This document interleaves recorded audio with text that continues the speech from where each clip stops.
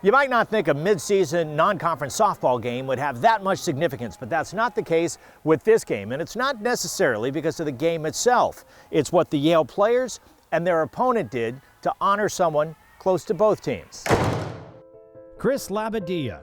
His sister Brittany played for Yale, his parents coach at Quinnipiac, and now the schools play a game to honor his memory, the Chris game. Chris was a pretty interesting fellow. You know, he went to his own, he beat to his own beat and drum, and he touched a lot of people from all walks of life. Chris was killed in a car accident January of 2016. He was 19. He was driving a lost wallet to its rightful owner. His last act of kindness. Acts of kindness were his trademark. It was the young, very young.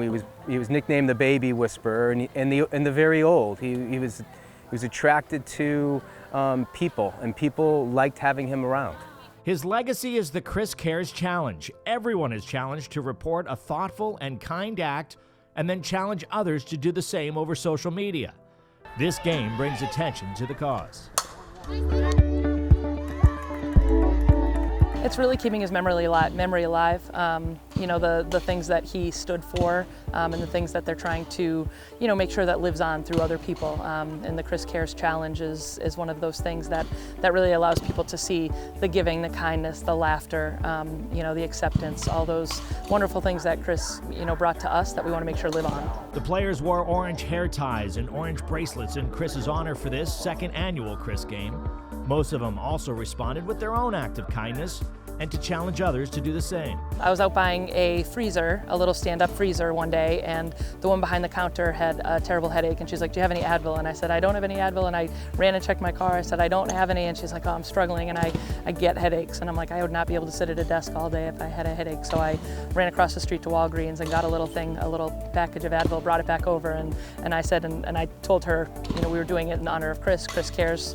And she was crying. I mean, we were both crying when we were standing there because I said, "This is my moment." And she said, "What can I give you?" And I said, "Just pay it forward." The Chris Cares Challenge also raises money for a scholarship at Chris's alma mater, Berlin High School.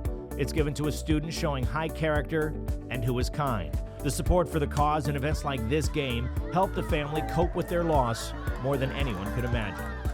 I think the support from just this game and these families, the Yale family, the Quinnipiac family, and the people that have participated in the Chris Cares Challenge shows us, shows myself, shows my family and friends that people do care.